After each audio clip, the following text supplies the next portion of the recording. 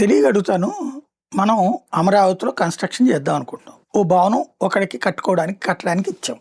లేదా ఒక కాలేజీకి ఇచ్చాం. ఓ సంస్థకిచ్చాం. లేదా ఒక బిల్డింగ్ కట్టమన్నాం. అది క్వాంటమ్ వ్యాలీనా ఇంకోటా. వాడు చేసుకుంటాడు కదా అదంతా చదును. ప్రభుత్వానికి ఏం అవసరం?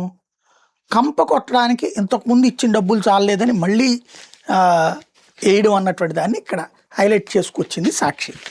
అమరావతిలో ముళ్ల పొదల తొలగింపు ఖర్చులు తడిసి మోపెడు అంటూ 36.5 కోట్లు ఇంతకుముందే ఇచ్చారు ఉట్టి కంపలు కొట్టడానికి. ఇప్పుడు 40,53,00,000 కావాలంటే అప్పట్లోనే అడిగితే సిఆర్డీ ఎగ్జిక్యూటివ్ కమిటీ తోసిపుచ్చితే మళ్ళీ దాన్ని తెర మీదకి తీసుకొచ్చారట. రేపు మాపు ఇచ్చిన ఆశ్చర్యపోనక. కంప కొట్టడానికి నేను అడిగేది ఒకటే పాయింట్ అక్కడ. ఇప్పుడు ఫర్ ఎగ్జాంపుల్ టవర్సే కడుతున్నారు. కాంట్రాక్ట్కి ఇచ్చి వాడు కొట్టుకుంటాడు కదా కంప. మధ్యలో ప్రభుత్వం డబ్బులు ఎందుకు తగలబెట్టాలి? వాడి కాంట్రాక్ట్ డబ్బులు ఇచ్చాక.